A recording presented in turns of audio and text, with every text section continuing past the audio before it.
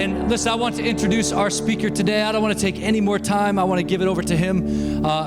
Pastor Chris Sonksen. I said it perfect this morning. Sonksen.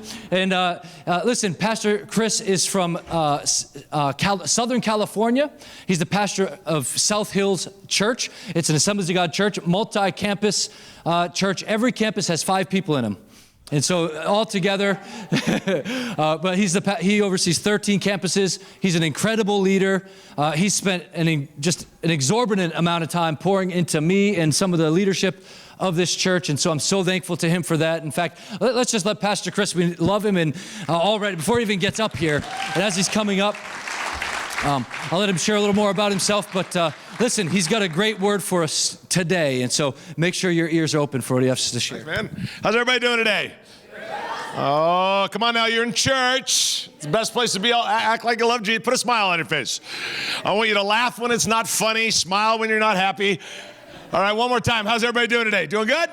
Awesome. Awesome. Hey, it is really awesome to be able to be with you guys. My name is Chris Sonksen, and I'm sure you already know this, but I want you to give an enormous shout to your amazing pastors. Thank them for being such great people. They're incredible. And I'm here to talk a little bit about FeedONE. We're going to have an opportunity to feed some kids today, take care of some kids, come and adopt some kids. It's an amazing thing. We'll talk about that in just a moment. That's a big part of my life. But a little bit about me. I have been married. This June 8th will be 30 years that I have been married. Oh, yeah. Woo! The crowd goes wild. I've been married for 30 years to a beautiful Hispanic woman. Oh, no, she's hot. And she's, I call her my little hot tamale. And she's a hottie, and she doesn't speak any English, but that helps us get along really well. Can't argue about anything because she doesn't speak any English. And so, no, I'm just joking. She speaks English. But we've been married for 30 years. We started dating when we were 12 years old. And then that was my girlfriend. That was it, and I was all in. And we got married when we were 13, and so it's been really a good journey together. But anyway, no, it's awesome. And then we have 2 amazing kids, and then we have this third one. No, but we have 2 amazing kids, and we have a daughter and a son, and our son is Mr. Fitness. He's 25 years old. He is Mr. Fitness. He works out. He literally has the whole six-pack going on. When he's up in the morning, he takes off his shirt, starts working out. It's just like, you're like, he's got a six-pack. I got a keg, but he's got a six-pack. And it's just cut as ever. And we have a daughter, and she texts. That's it. But she's really good. We're really proud of her, and very fast. And she's like, so... But and a little bit about me. As Pastor said, we just launched 3 weeks ago. We just launched our 13th campus, and so we now have 13 sites. And my wife and I started the church years ago, and then we just launched our 13th one. We have a coaching organization where we coach churches all across America. Pastor happens to be one of them. You're a pastor, but we coach about 100 churches a month to help them become better at what they do, better leaders, better pastors, and more effective in their community. We do all that. I've written a bunch of books. And Pastor mentioned in the first service, I've written a bunch of books, but the one that 2 books ago in 2018 or something, or 17, a book launched that I came out with called Quit Church. Say Quit Church. Okay, now when you write a book called Quit Church as a pastor, you're going to get a lot of encouragement from people. Oh, they're going to love on you and, put nice things on social media about you. You know how Christians do. And so I wrote a book called Quit Church, and the subtitle was Because Your Life Would Be Better If You Did. Now, the book was all about, quit just coming to church. Get all in, because your life will be better if you get all in. But you had to read the book. But the cover was meant to shock people, and it did. And so the book comes out, and it starts to do well for a couple of weeks. It's fine. And the publishers and agents and all the people that are involved in it started doing well. And then Fox News calls and says, hey, we'd like for you to write an op-ed. An op-ed is a 1,000-word article. So I wrote a 1,000-word article about the book, and they titled it, not me, American Pastor Wants You to Quit Going to Church. And man, I'm telling you, it came out, and in 1 hour, we received 16,000 emails. 1 hour. Everybody was going nuts, and they were all so encouraging to me. It was really just a blessing to my life. And some people were nice. Some people were like, you're horrible, whatever. And then we wrote it, and then it did so well. They were like, man, you're topping out President Trump on the most reads this week. You're topping out North Korea and all the crazy things happening there. We want you to write another op-ed. Then I wrote another one. Then a third one the next week. Then a fourth one the next week for Fox News. And man, it was just going nuts. And then they called me and said, hey, we want you to go on Fox News and Friends. And so I went on there and did the interview, and it was going crazy. I mean, I'm seriously, like 30 different TV interviews and radio interviews, all this stuff. It was going crazy. Like nothing's ever happened like that with any of my books. Mainly, like my mom buys one and then that's it. But this one was doing really good. Number 1 on Reddit, number 2 on Amazon, fastest selling book in America, blah, blah, blah. And so all this is happening, right? And I'm in the middle of all of it, and I'm going to speak somewhere, and I land. I fly almost every week of my life, so I land at this wherever, Dallas airport or wherever, and I land, and I take the shuttle to the hotel. And it's late at night, and I'm sitting, it's a big old shuttle, hardly anybody on it, but I'm sitting there, and I'm towards the back, and these 2 ladies are right in front of me. And we're kind of, they're sitting this way, and I just see the back of their heads, and I'm just sitting there quietly, and behind them, just returning emails and texts, that you get while you're in the flight, and then I start returning, sorry, I was on a flight, get back to you, blah, blah, blah. So I'm returning all these emails, doing all this stuff, and these 2 ladies in front of me start talking. And they're going back and forth, and I could tell they're Christians just by, they were talking about certain things. And then one of them says to the other lady, she holds up her phone, and I look and I see, and it says Quit Church. It's the book. And they said to the other lady, she goes, hey, have you heard of this book? And the other lady goes, what book? And she goes, this one right here. It's called Quit Church. And I'm like, and then she's like, no, I've never heard of it. And she goes, what kind of title is that? And I'm sitting right behind them. You can't write this stuff. It's so good. And she goes, I don't know, what kind of book? I don't know. And she reads it and she goes, well, apparently it's some sort of pastor. It's a Christian book. Some pastor in California wrote it. And then the other lady goes, a pastor? She goes, and then no joke, she goes, he doesn't sound like a pastor. He sounds like an idiot. And I'm sitting right behind them, right? And then they just go off for like 2 minutes, and they're like, that's the problem with America. Because anybody says that's the problem with America clearly has all the answers. And they're going back and forth, about the book and how horrible it is and what kind of pastor. That's the problem with America. They get so worked up. They're riding on the little shuttle. They get so worked up. They turn around and they invite me into the conversation. They're like, can you believe it? And they look at me and I'm like, I act like I didn't know. I'm like, what? I was just back here quietly, fasting. And she goes, can you believe this? I what? And she shows me the phone. She goes, it's a book by a pastor called Quit Church. I go, it is? And she goes, yeah. And she goes, have you heard it? And I go, I have heard of it. And she goes, have you read it? And I said, I'll give you one better than that. I wrote it. And the other lady goes, that's not true.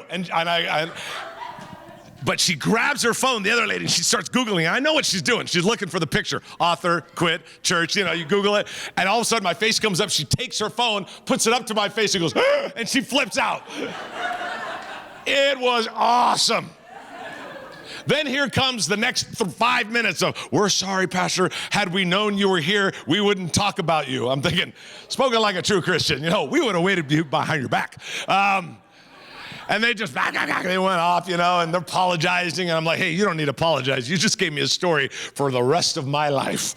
I said, I'm going to make you 2 famous. And so, anyway, so at the end of that, now God has done some incredible things in my life, and I've been so fortunate for him to do amazing things in my life. And I've always loved watching God do things in my life, and I've always loved the adventure of serving him. And not only just the adventure of serving him, I just love adventure. Like my wife always says that I have a bucket list. She always says I do. And I'm like, jump out of a plane, did that. Bungee jumping, did that. Go down the Nile River, did that. Roaring, go down rapids at 4 to 5, did that. Like I love it. It's on the edge. I love it, and I absolutely love it. Then here's the thing though. when I look at the life of Jesus, and some of you are probably kind of new to this whole Christian thing, if I look at the life of Jesus, who's the Son of God, and I look in these books in the Bible called Matthew, Mark, Luke, and John, kind of the stories of Jesus, here's the thing. I kind of figured out that as I read it as a pastor, I look at it and I'm like, man, I feel like I'm crazy and adventurous and high energy. Like what you're seeing here is me from the moment I get up. And I don't drink coffee. I can't stand coffee. You're thinking, where's it come from? I don't have no idea, but it does. And so I look at the adventures of Jesus and I'm like, I think I'm crazy adventurous. He's crazy and adventurous. I mean, he walks on water. That would be so cool. I live right near the beach in Southern California. I'd love to walk on water, look at a surfer like, hey, how you doing? It would be amazing. He walks on water. He turns water into wine. He goes to a funeral, walks up to the casket and goes, you can get up now. Don't try that unless you're really confident. You'll end up on YouTube, a total mess. And he just does these crazy adventurous things. He loves doing adventurous things, you know. But here's the thing I noticed. One day I was reading Mark chapter 16. You don't have to go there, but Mark 16. It said the disciples, those are Jesus's kind of leadership team, 12 of them, they would go out. The Bible said they went out and they preached and they fed children, which we're going to do today. We're going to have the privilege of feeding children today. They went out and did all these great things, and then the miracles followed. And this phrase came to my head when I read it. I'd never seen it before, but miracles follow action.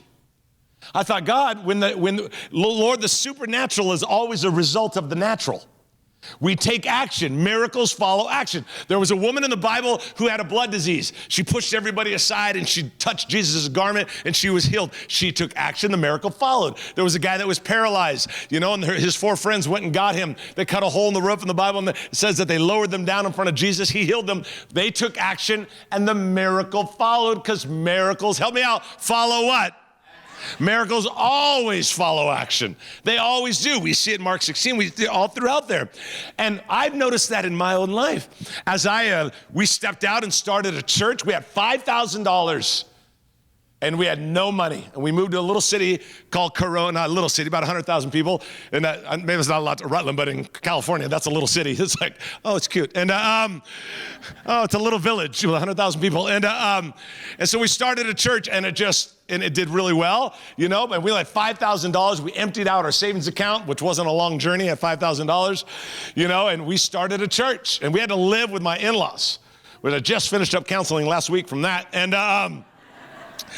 And we had to, and we started the church, and I watched God do miracles. I watched finances show up, and as we started a coaching industry, and we're coaching churches across America, and we're launching other campuses, and we're doing all this stuff. And here's what I figured out. Miracles follow action.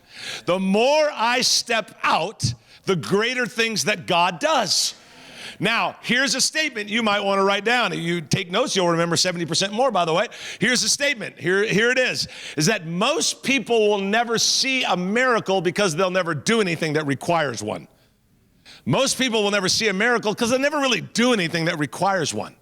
And I think that whether you're 8 years old in here or you're 80 years old in here, God is not done with you. When he's done with you, you'll be dead. Until then, he's got something to do in your life. And he wants to do something really cool. Even if you're new to the faith, you're like, I don't even know God. Doesn't matter. He still loves you. Still wants to do something pretty amazing in your life. You're talking about a kid that grew up at 3481 Grand Street in a 900 square foot home with mom, dad, 5 kids, and I was the youngest of 5, you know, and I just was like, I became a Christian. None of my family went to church. I rode my bike to church when I was 15 years old. You know, I'd ride my bike to church or whatever and go there on Wednesday night for youth group and Sunday morning, you know, and I'd ride my bike there and ride my bike back. It was like 8 miles away, you know, but I wanted to do that. And I just knew that God wanted to do something special in my life. I remember telling my dad when I was 17 years old, standing in the hallway, I could take you to it right now. When I said, Dad, I said, man, he asked me, he goes, what are you going to do when you graduate? I said, Dad, I'm going to travel, preach, start churches, write books. Like everything I'm doing, I said I was going to do it. And my dad looked at me and goes, you'll never be able to do it. You're not good enough. You don't have what it takes. You're not talented. I remember God just really spoke to me at 17 years old, and I don't really feel like God, there's all this audible. I'm not one of those kind of pastors. God speaks to me every day. He doesn't, not like that. But he did on that day when I was crying in my room after my dad ripped on me. And he said to me, he goes, you have a choice right now, Chris, right now. You can listen to your earthly father or you can listen to your heavenly father. You make the choice. I just decided to listen to my Heavenly Father, that he wanted something great for my life. He loved doing miracles in us and through us. He loves it. So I want to take you to a story in John chapter 6. If you got a Bible, go to John 6. Hey, if you don't have a Bible, next time you're at a hotel, get one. They're free. I've got like hundreds of them. I sell them on eBay. It's a little side business I got, a little side hustle. Biblesfromchris.com. No, John chapter 6, and here's 3 things I want you to write down. The first thing I want you to write down is this: Jesus loves to do miracles. Say it out loud with me. Jesus loves to do what? He loves it. Look what John chapter 6. After this, Jesus crossed over to the far side of the Sea of Galilee, also known as the Sea of Tiberias.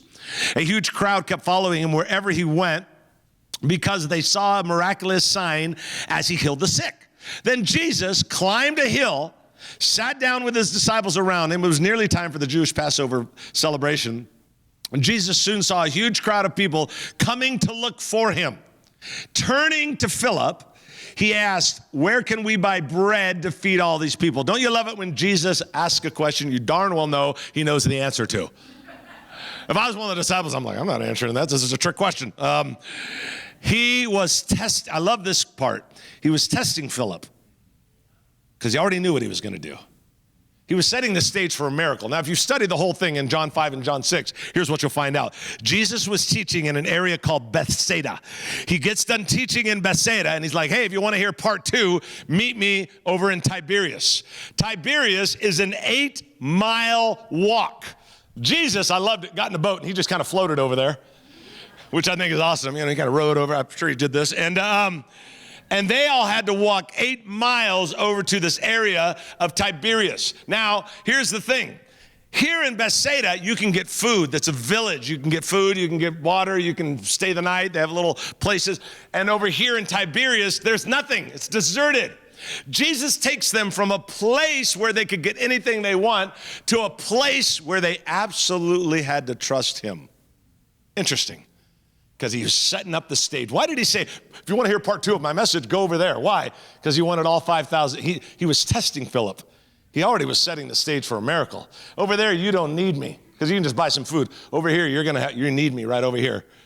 And so it's an interesting thing. So anyway, he's there, and he sets the stage because he loves to do miracles. He loves to do miracles. It reminds me when we have a lot of campuses, 13 campuses, and I don't speak regularly at any of them anymore. I kind of pop around to different ones. But I was speaking regularly a few years back at one of our campuses. It was a gigantic auditorium, and I'm sitting right over here, you know, on the, kind of that over there, and the service is about to start. We had 5 weekend services there, 2 Saturday night, 3 Sunday morning. I'm sitting right there at the Sunday morning 10 o'clock service is about to start, and in walks this guy. I've never seen him before in my life. He comes all the way down the aisle, and he sits right there, and I'm over here, and he sits there. Now, I'm not trying to stereotype, but have you ever met someone or saw someone at a store, late night, you're putting in gas, and they pull up next to you, and they're just flat out intimidating looking? You ever met anybody like that? You know, I'm like, I don't know who you are. You're probably a nice guy, but you look like you're going to kill me. And that was this guy right here. We'll call him Tim. His name wasn't Tim, but we'll call him Tim. Okay, so Tim is he's a big old dude. He's like 50 years old, he sits down, he's tattooed up to here. He's got hair slicked back, and he's got sunglasses on, dark sunglasses, which he never takes off. And when I mean never takes off, never takes off.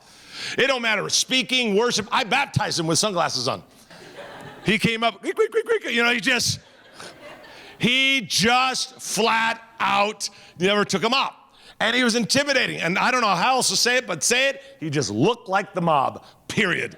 He had the mob look to him, and I went over and I stood up and I walk over and I go, how you doing? And he stands up and no joke, I go, how you doing, man? And this is exactly how he does it. He goes, how you doing? Literally talks like this. How you doing? My name's Tim. I'm thinking, he's got a cannoli somewhere. And he is a godfather. And so I'm like, I'm like, how you doing, man? And he goes, I'm doing fine. How are you?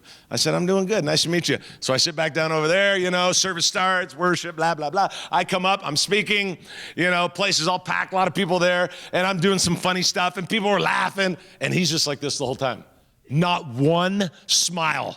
And I'm thinking, he's going to kill me. And the whole time I'm thinking, he doesn't like me. He doesn't like anything I'm doing.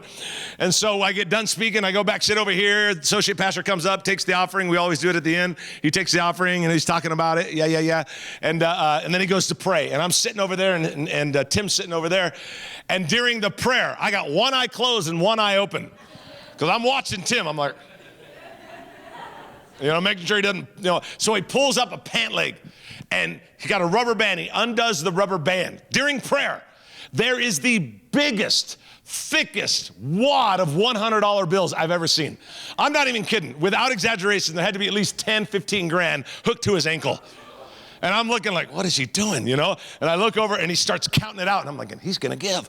And he makes eye contact with him. I'm like, keep going, dude. Man. Come on, God's speaking. Come on, pay attention. But then I'm thinking, if that's on this ankle, what's on this ankle?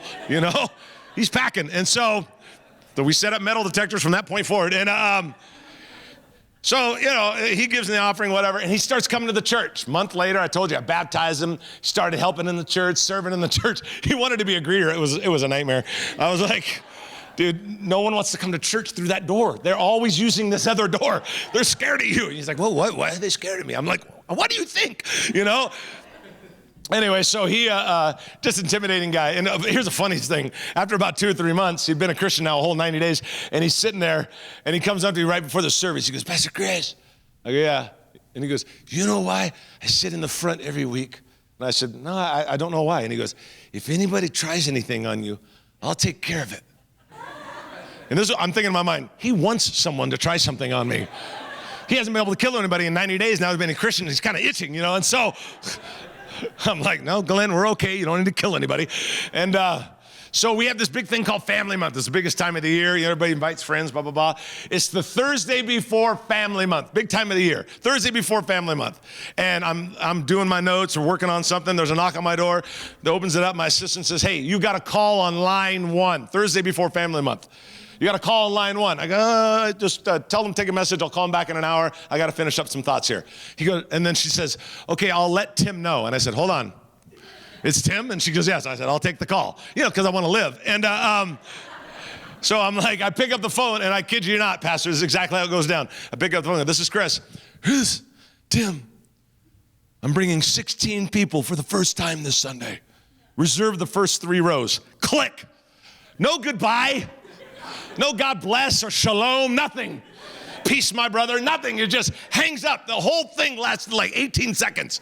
So I brought the staff together and I'm like, look, we've got to reserve the first 3 rows. They're all, what are you worried about? I go, we got to get the best rope that money can buy us. You go to Home Depot, you go to Lowe's, we got to do something because this guy's going to kill me if we don't rope this thing off. So Sunday morning rolls around. I knew he's going to come to the 10 o'clock service. We get done with the whatever service, and then the next one's going to start in like 20 minutes, and I rope off the 3 rows. I personally do it.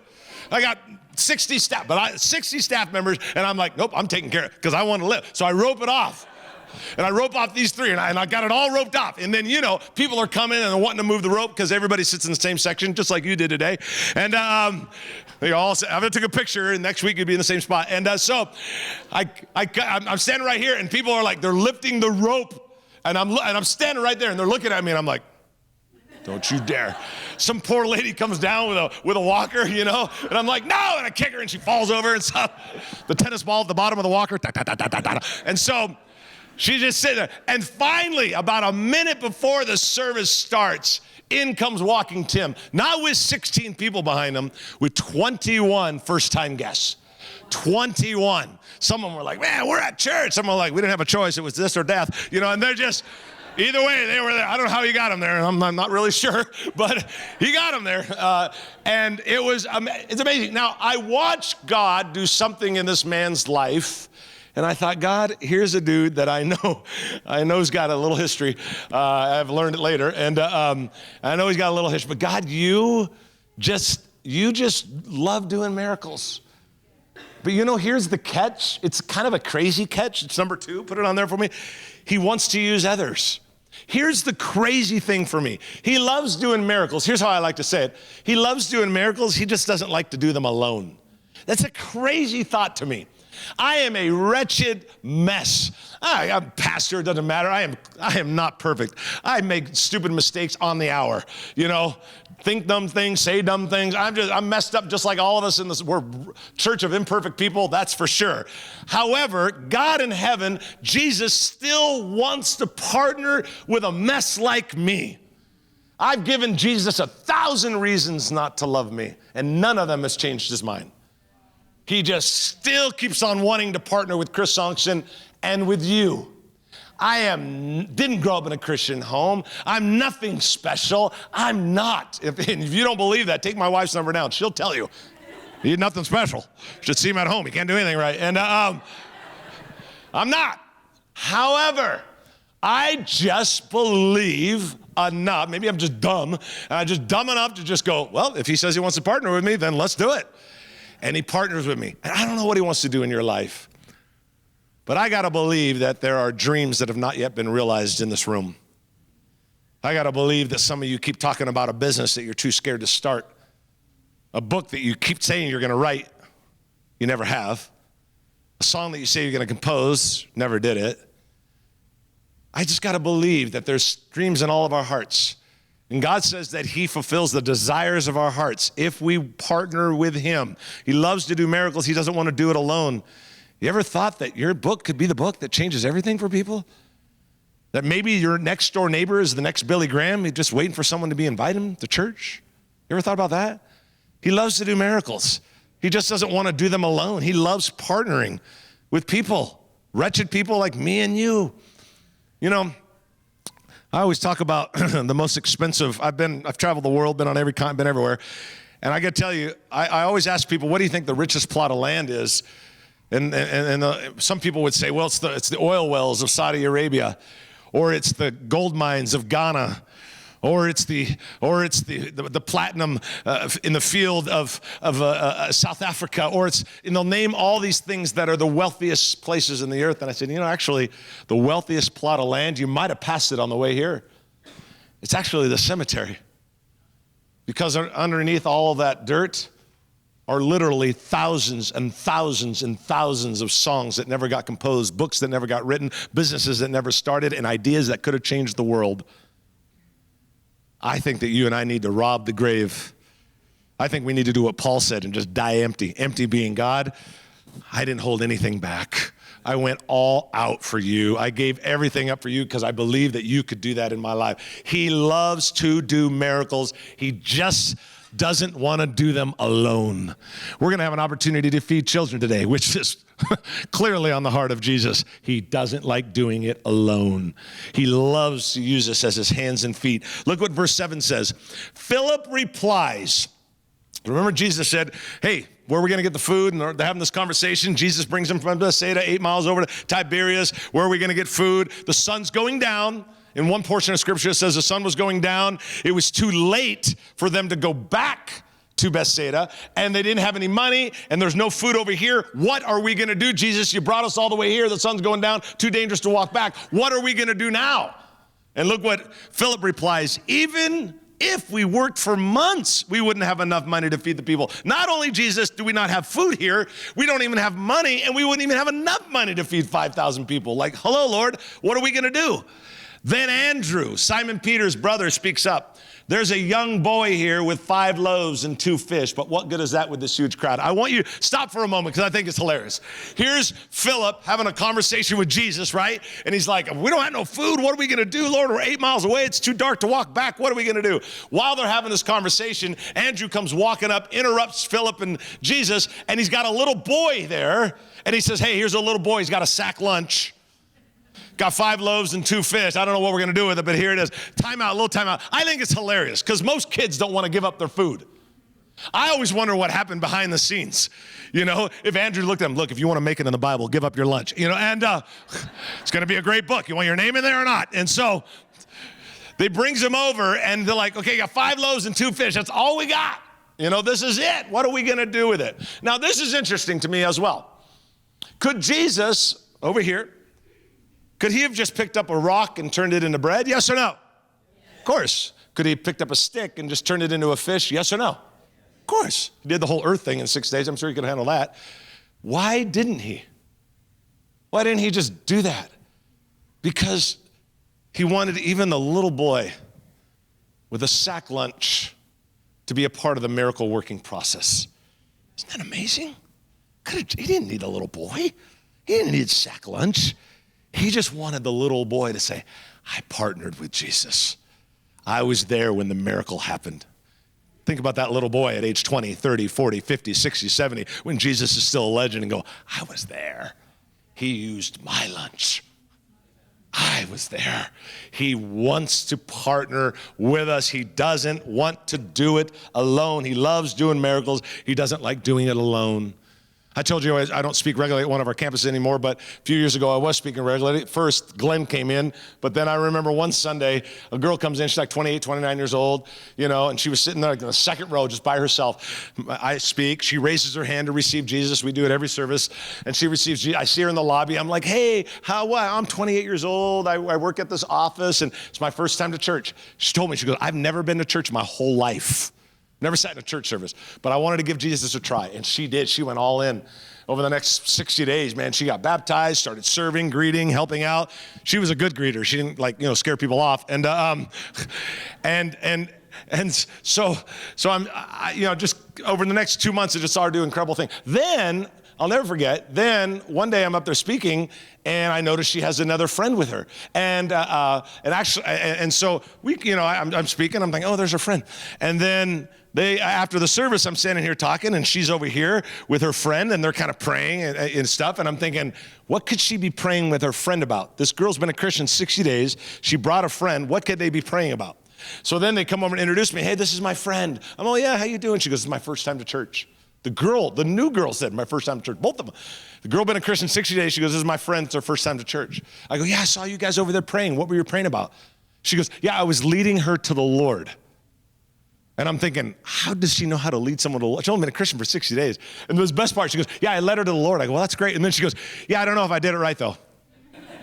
It was so awesome. The look on the other girl's face, well, I hope so. There's a lot riding on this. Did you get the prayer right? And so it was awesome. But I watched Jesus work with this girl that had been a Christian for a whole 60 days because he loves to do miracles. Help me out, but he doesn't like doing them what? Alone. He looks for partnership. Let me give you the third and final thing. Jesus multiplies it. He multiplies what we do. I love that. I love that he multiplies. I love that. I think about, Vinny told me last night he was in the Marines, and the sergeant, I'm sure you've heard the story, the sergeant, shared with him about Jesus. And then here 15 years later, whatever it is years later, Vinny's a pastor at a church. And I'm thinking all because some sergeant decided to step out and partner with Jesus to help Vinny.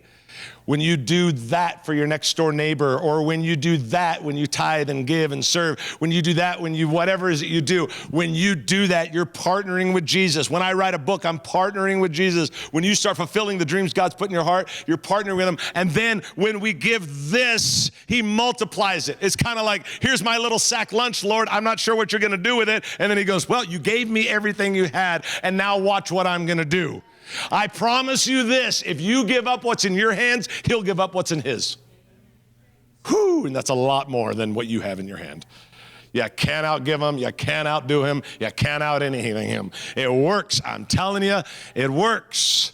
He multiplies it. Now let's look at what it says. Tell everyone to sit down, we're gonna pick it up where we left off. Jesus said, so they all sat down on the grassy slopes. The men alone numbered 5,000. Then Jesus took the loaves, gave thanks to God, and distributed to the people. Afterward, he did the same with the fish, and they all ate as much as they wanted. After everyone was full, Jesus told his disciples, now gather the leftovers so there's nothing wasted. So they picked up the pieces and filled 12 baskets with scraps by the people who had eaten from the barley loaves. Two things I want to point out. First thing, he tells the disciples, okay, you guys, here's 12 baskets. Go out and collect the food. I don't know how you collect food. 5 loaves, 2 fish, you feed 5,000 people and there's leftovers? Any of you raising kids, there's no such thing as leftovers.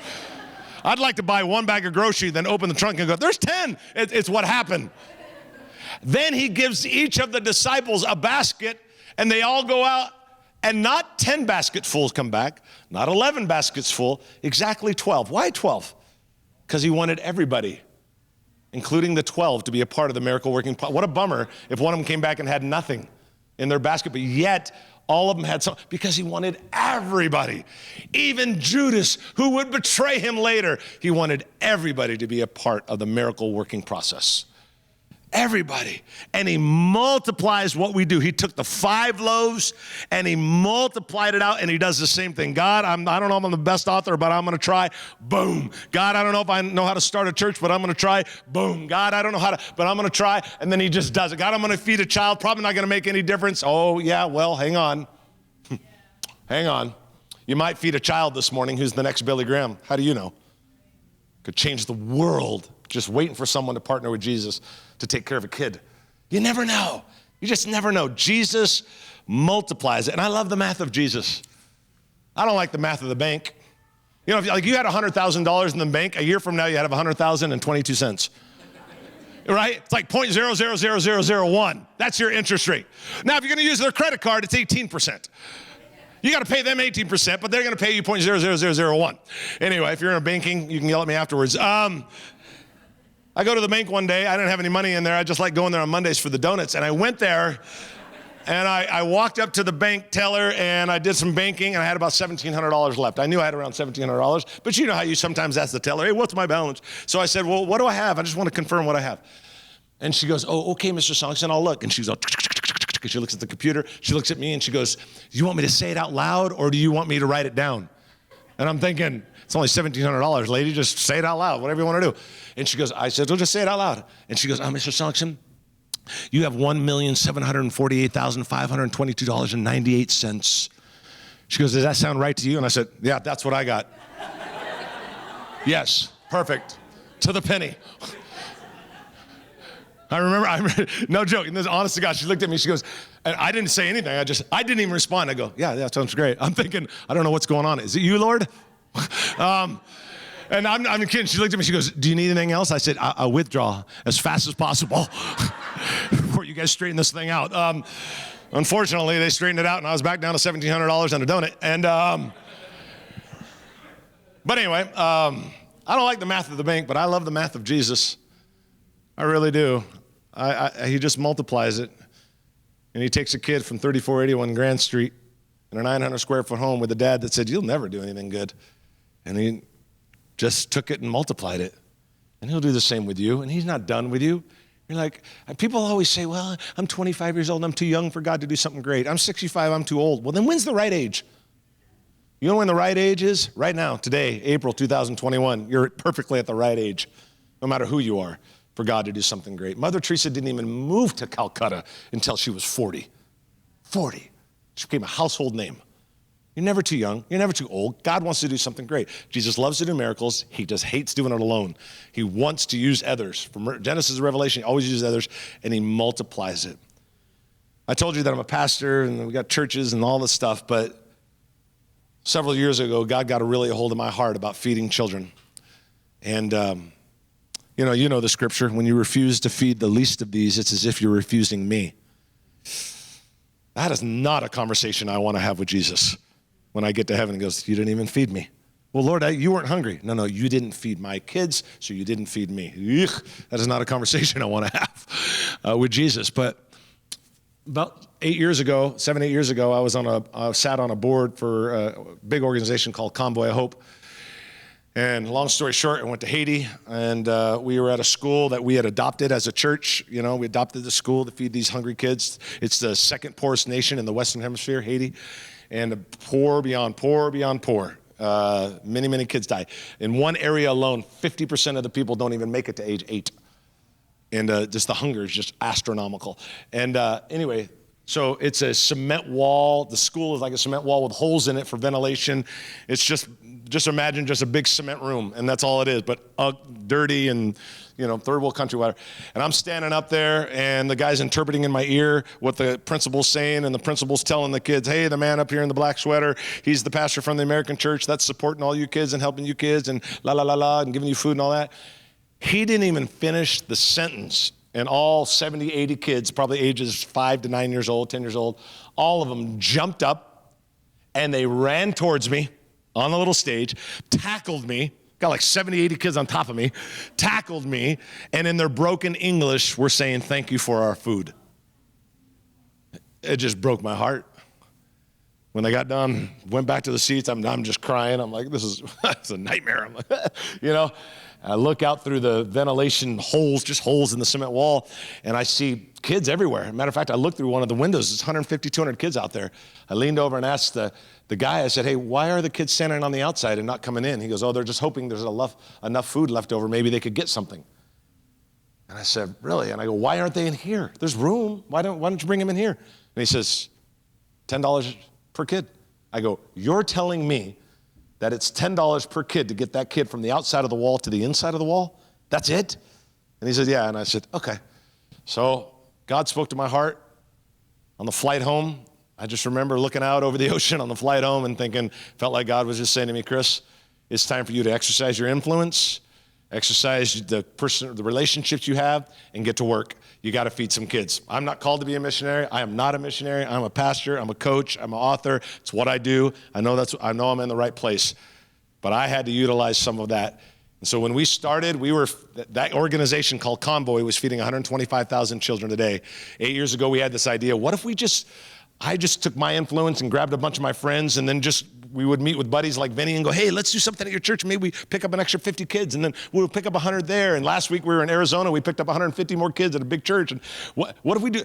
That started happening 8 years ago. We went from 125 to today, all because of an idea 8 years ago called Feed One. Mother Teresa said, if you can't feed 100, you can at least feed one. We started that. We went from 125 today. 375,000 children will get fed today, because of some idea. And I'm telling you, we took kids from the outside of the walls to the inside of the walls, but there's still thousands on the outside.